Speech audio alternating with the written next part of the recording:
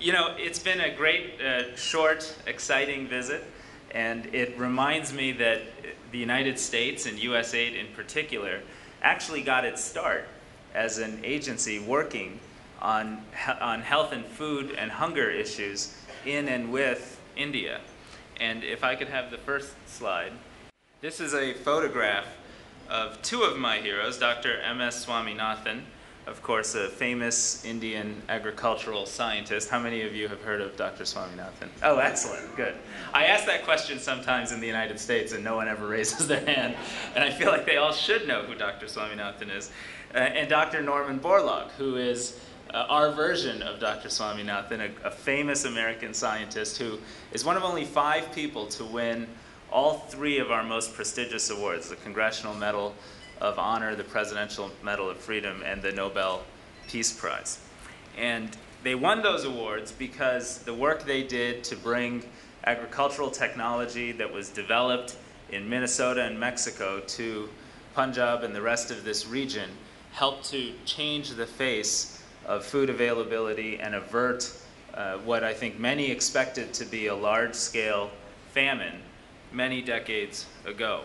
So we have a very proud history of working with and in India and delivering real results.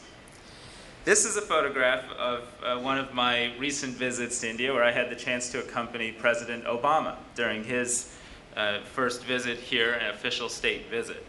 And he addressed the Indian Parliament. And in that address, he noted that our model of partnership today has to be different than it was in the past. In fact, we don't have magical technologies in Minnesota and Mexico that are going to transform India's future. Today, many of the newest and most important innovations and ideas will come from those of you in this room and your colleagues in research institutions and entrepreneurial business startups throughout India, throughout Africa, throughout parts of Asia, and in the United States. And as we, as 2 of the world's largest, most dynamic, and frankly most important democracies go forward, we need to go forward together in a different type of partnership where we bring together the ingenuity of our populations to address some of the pressing global challenges of our time. And that's what I'd like to talk a little bit about today, is how we can do that, how we are doing that, and how we can build upon what we're already doing to embrace the emerging Indian philanthropic community in this effort. Later that same visit, we had the chance to walk with President Obama and visit a number of Indian agricultural scientists and inventors and innovators that were developing interesting new innovations that could improve agriculture here, but also in Africa and frankly in the United States. We met with Bharti Airtel, and they showed us how mobile extension services delivered via mobile phones were reaching tens of millions of farm households that otherwise don't have the ability to access that kind of knowledge. We saw a very simple mechanical corn shucker that can help save hundreds of hours of women's labor in parts of Africa. And inspired by this, President Obama and Prime Minister Singh launched at that time a partnership for an evergreen revolution, recognizing that the world does need to double food production between now and 2050 to tackle and address global hunger and maintain food for a growing population. And we're now doing that together here in India, but also all around the world, with African agricultural scientists being trained at Indian agricultural universities, and with Indian advances in crop technology being propagated to Africa, to the United States, and to many other communities and economies around the world. Today, that sort of effort is emblematic and representative of what we're trying to do together in a number of areas. One of our innovative entrepreneurial partners here in India is a small company called Graham Power. And Graham Power is trying to bring electricity and light to the 400 million Indians who today live off of the formal electric grid. And in fact, they've created small-scale smart microgrid technologies that can be connected, as you can see, in people's homes and start to provide energy where that didn't previously exist. It's powered by small-scale solar installations that allow them to generate renewable energy. And it has tremendous potential both here in India and in large parts of the world where there are still more than 1 billion people that are simply not connected to any formal electrical grid.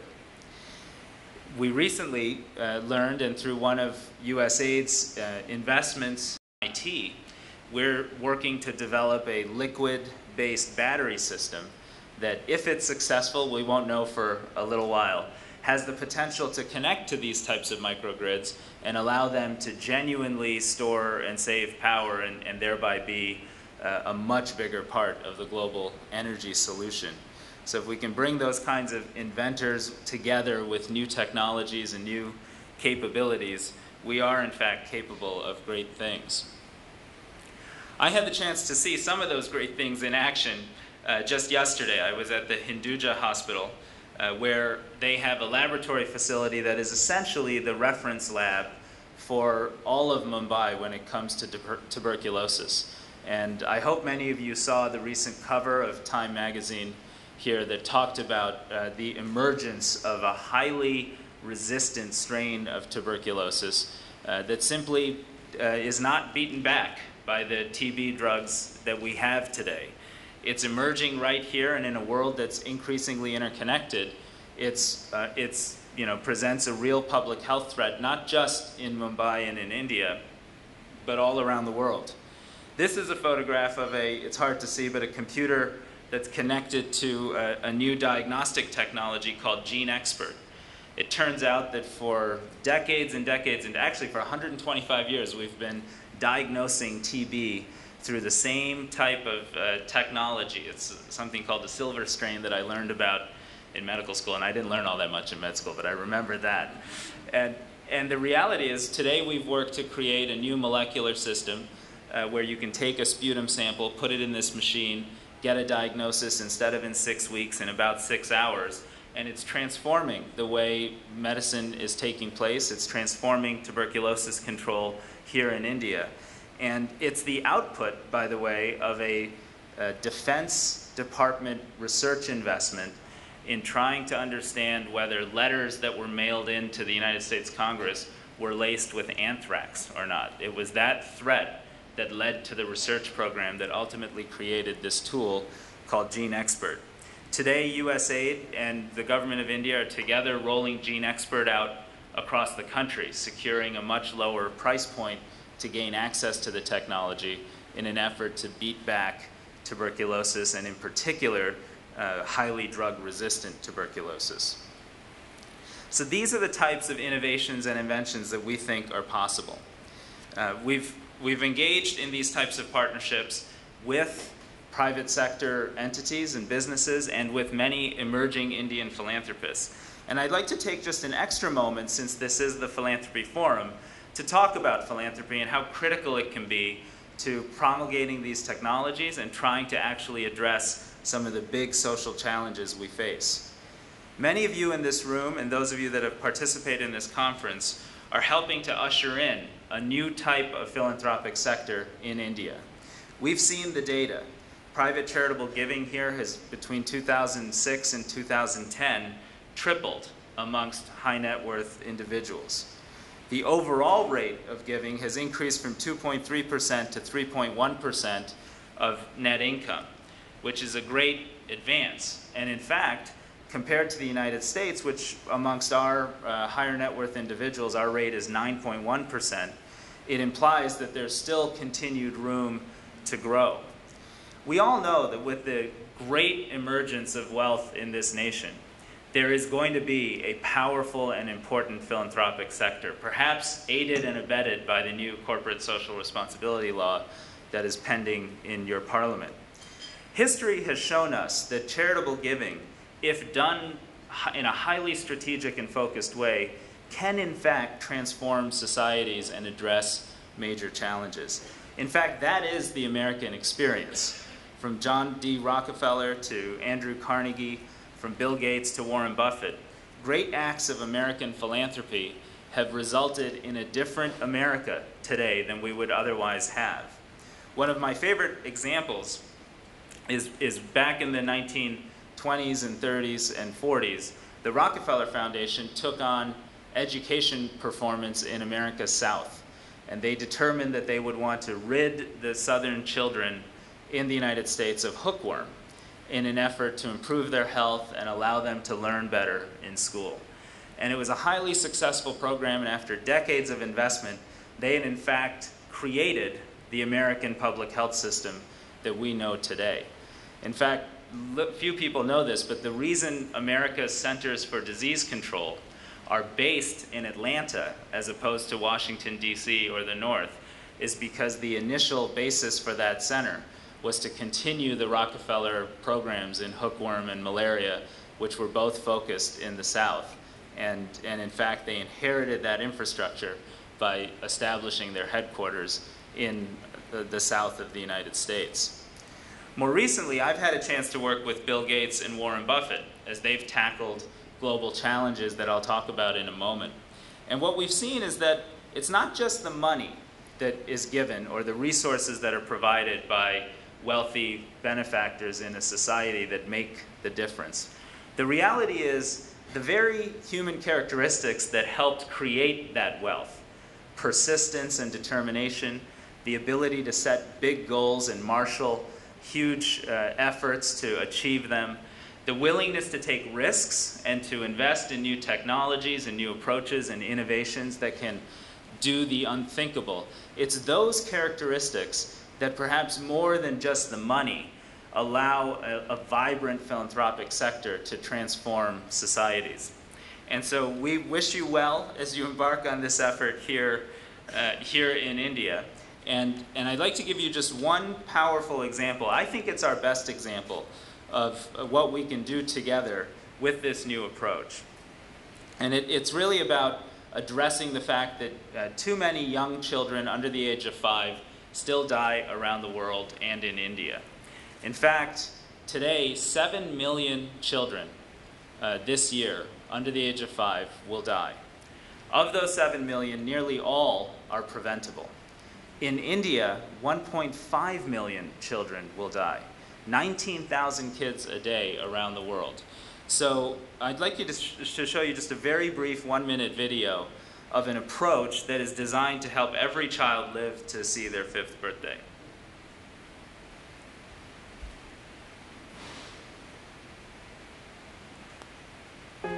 Every child deserves a 5th birthday. But across the world, over 7 million children die each year from largely preventable causes.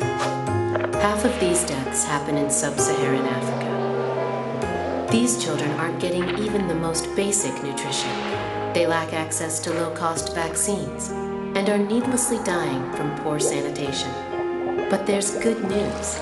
We can end preventable child death as we know it in our lifetime. Simple, cost-effective solutions like insecticide-treated mosquito nets can prevent malaria and save 500,000 children's lives per year. Affordable vaccines could save 4 million children over the next 5 years.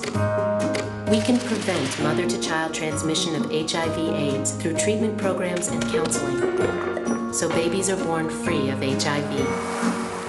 And with nutritious food, during the 1,000-day window from pregnancy through age 2, we can give all children a healthy start to life. Together, let's make sure every child gets to see their 5th birthday.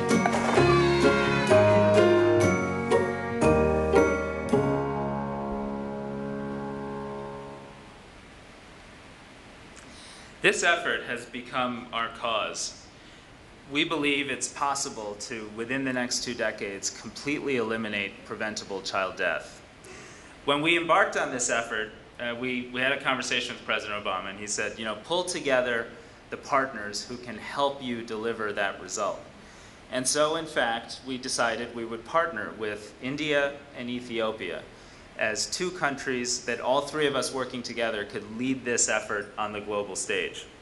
Last June, we started the effort and got 150 nations, 200 faith-based organizations, 20 major Fortune 500 companies together in Washington, D.C., and set the goal of eliminating preventable child death in 2 decades.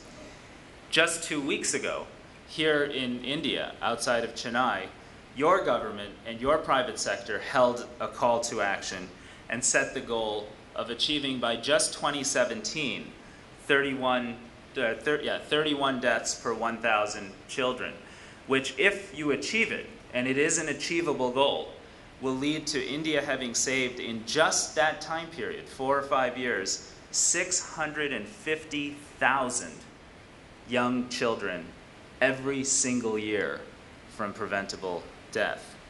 Today I had a chance to review progress with many of your state health leaders who presented scorecards and strategies. They showed maps about where the rates of child death were highest and how they were going to pursue a sophisticated, evidence-based, scientific approach to achieving dramatic and rapid reductions. It was the kind of performance any potential philanthropist from any walk of business life would have been impressed with. Data-driven, quantitative. Every state has a set of report cards that they're issuing. They're repositioning investments and resources where they can get the most result for their investment.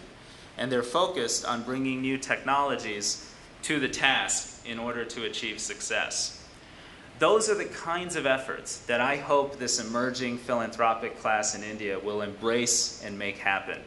In this case, we were fortunate to have Mukesh Ambani partner with Ban Ki-moon and the government of India to pursue this effort around child survival. But I hope that many, many, many additional potential philanthropists, whether you're at the top of the wealth scale or somewhere well below that but aspiring, will in fact partner in these efforts, because ultimately these goals are too big for any single government to achieve on its own. Success requires invention, innovation, and partnership, and that can only happen with the kinds of efforts that bring philanthropy, business, and government together to achieve success. I'd like to conclude with just a photo of President Obama speaking at our own State of the Union. At the end of the day, the President noted that we're in a special time in our history. We're winding down 2 wars and reinvesting in America's own infrastructure and future.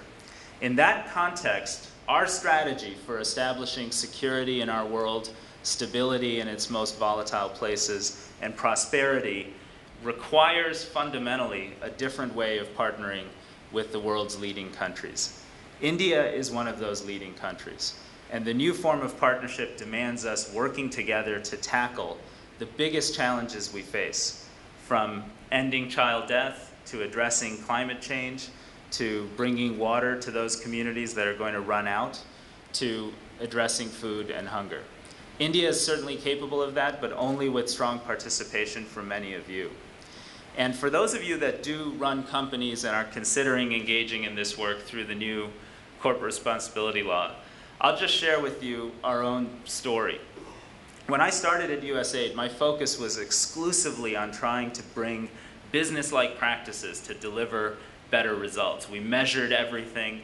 We were rigorous in the way we did that. We cut more than 360 programs around the world so we could reinvest in those that got us the most return on our investment. Because we do that and because we measure, today I can sit here and say that I know our investments in food last year reached 1.7 million farm households and moved 8.8 million children out of a condition of chronic undernutrition. I know our investments against child mortality have helped save nearly 1 million children, 700,000 in Africa alone. The capacity to deliver those kinds of results has been the unique focus of what business-like thinking has brought to this work. But the more I meet with business leaders that we partner with, the more I realize that what they're trying to create for their companies and their communities is also a sense of meaning and purpose. And there's no question in my mind that when we partner with a major American or Indian company to achieve some of these goals, it inspires hundreds of thousands of their employees. They feel that sense of connection to mission and meaning and value.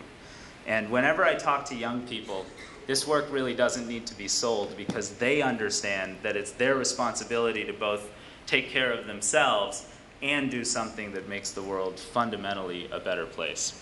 So I thank you for the opportunity to be here. I look forward to our conversation, and I want to thank you for what you're planning to do in taking the Indian philanthropic sector forward in a way that is results-oriented and will be an important part of changing your society for the better. Thank you.